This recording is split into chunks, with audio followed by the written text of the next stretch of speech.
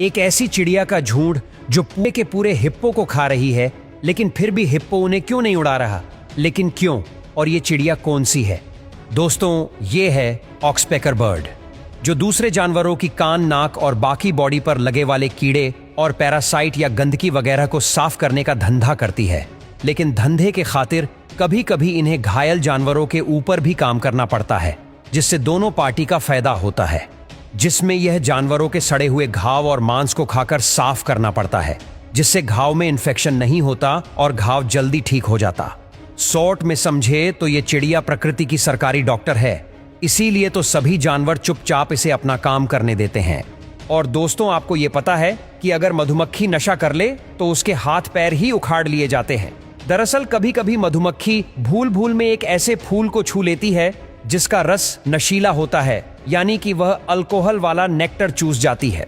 फिर होता यह है कि जैसे इंसान शराब के नशे में झूमता है, ठीक वैसे ही मधुमक्खी भी झूमने लगती है और गिरते पटकते अगर नशे की हालत में वह किसी भी हालत में छत्ते तक पहुंच भी जाती है तो ऐसे में उसे बाहर ही रोक लिया जाता है, जहां सिक्योरिटी गार्ड इस भूल के बदले नशेड़ी मधुमक्खी के हाथ पैर उखाड़ देते हैं और फिर उसे मरने के लिए छोड़ देते हैं, ताकि बाकी मधुमक्खी देख सके कि नशेड़ियों का यही हाल होगा और आपके पैर भी ऐसे ही लड़खड़ाने लगेंगे अगर कभी आपने इस पहाड़ पर चढ़ने की कोशिश की तो।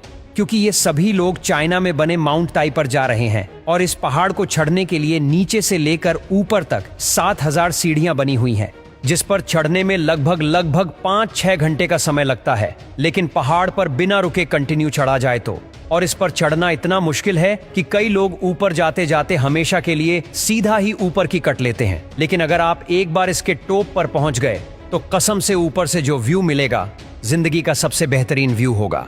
और ये देखो, कभी कभी लकड़ी काटते वक्त लकड़ी चाहती है कि वह आपको भी काट डाले, क्योंकि ऐसी सिचुएशन को किक बैक कहते हैं। और ये तब होती है जब लकड़ी काटते वक्त लकड़ी ब्लेड के दांत और फेंस के बीच फंस जाती है और फिर अचानक से ऑपरेटर की तरफ 320 किलोमीटर पर आवर की स्पीड से लकड़ी का टुकड़ा फेंक के मारती है। और जब यह हादसा होता है तब कई बार लोगों का हाथ भी ब्लेड में आ जाता है और फिर वो लोग हाथ से हाथ धो बैठते हैं। जिससे बचने का आसान तरीका है कि किसी भी हाल में कॉर्नर से लकड़ी को इस तरह मुड़ने मत देना, वरना आपके साथ ये हादसा होना तय है।